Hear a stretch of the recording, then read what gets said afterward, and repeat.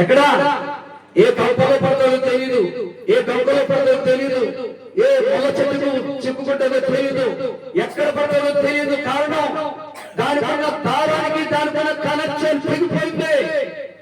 దానికి ఆ దారానికి గాలిపటానికి కనెక్షన్ ఉన్నప్పుడు బాగానే ఆడుతూ ఉంటుంది, బాగానే తిరుగుతుంటది. దేవుడికి మనకున్న కనెక్షన్ ఉన్నంత కాలం సురక్షిత ఉంటాం, క్షేమంగా ఉంటాం, ఆరోగ్యంగా ఉంటాం, భగవంతుడిగా ఉంటాం, శాంతిని పొందుకుంటాం, నెమ్మది పొందుకుంటాం. ఈ గాలిపటానికి తాడుకున్న కనెక్షన్ ఎప్పుడైతే తెగిందో, ఏ గాలిపాటు చూడండి, ఎటు ఉందో తెలియదు, ఎటు పడతాడో తెలియదు, ఏ దొరకలో పడతాడో ఏ కంపలో పడదో తెలియదు. కనుక ఆ గాలిపటంలోని ఆ తాడు తెగిపోయిన తర్వాత దాని పరిస్థితి చాలా ఘోరంగా ఉంటుంది. కాబట్టి తెలియజేస్తున్నాను, దేవుడికి మనకున్న కనెక్షన్ తెగకూడదు, ఆత్మీయులతో ఉన్న కనెక్షన్ తెగకూడదు. మాయమాటలు చెప్పేవాళ్ళు ఎంతోమంది ఉంటారు, కల్పనగా చెప్పేవాళ్ళు ఎంతోమంది ఉంటారు, మాటల చేత ఆకట్టుకుంటారు.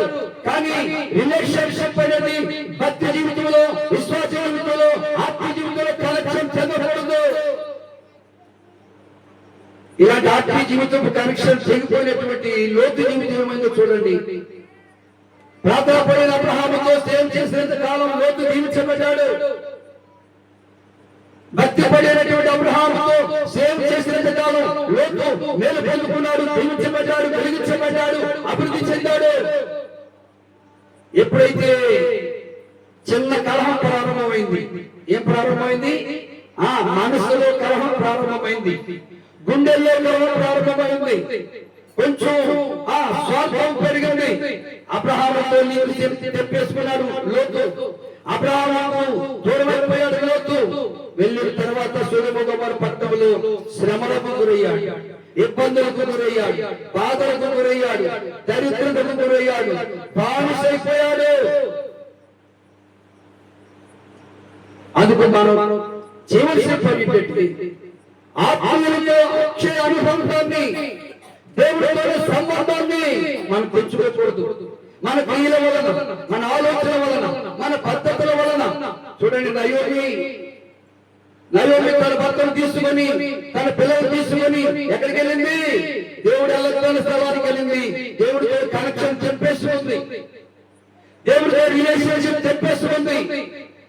వెళ్ళకూడదు వెళ్ళింది, స్నేహాలు చేయకూడని వారితో స్నేహాలు చేసింది. ఆస్తితో కోల్పోయింది, ఐశ్వర్యంతో కోల్పోయింది, దరిద్రత వచ్చింది, శ్రమ వచ్చింది. అంతేనా? ఆ ఇంట్లో మరణాలు కూడా జరిగాయి. అప్పుడు తెలుసుకుంది, నా దేవుడు యూదా బెత్లెహేములో జీవించాడో తెలుసుకుని మళ్ళా దేవుడితో కనెక్షన్ కలుపుకోవడానికి కూతురు పిలిపించింది. ఫరోను పిలిపించి, కూతుర్లారా మీరు వెళ్ళిపోండి అని చెప్పింది. మీ ఇళ్ళకి వెళ్ళిపోండి, మీ తల్లిదండ్రులు ఉన్నారు, మీ బంధువులు ఉన్నారు, వెళ్ళండి.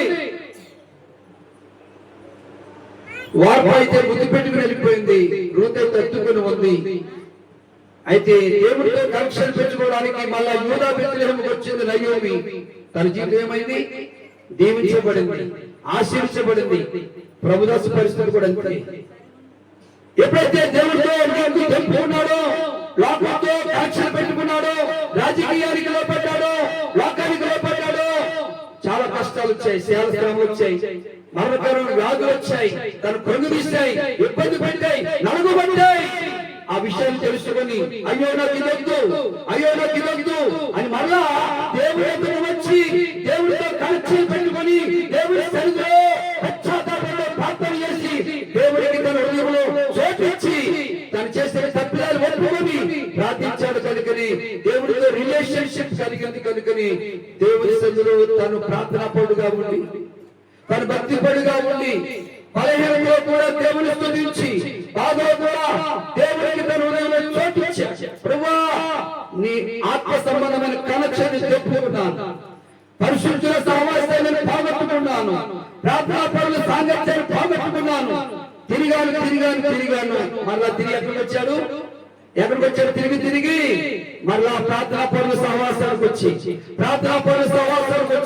ప్రార్థనాపరులకు వచ్చి తన జీవితంలో ఏం కోల్పోయాడో ఏం నష్టపోయాడో వాటన్నిటిని కూడా సాక్ష్యం ద్వారా ఒప్పుకొని ప్రభు సన్నిధిలో పశ్చాత్తాపపడ్డాడు కనుకని ప్రభు తనను క్షమించి తన రాజ్యములకు వారసులుగా చేశాడు. దేవునికి స్తోత్రం.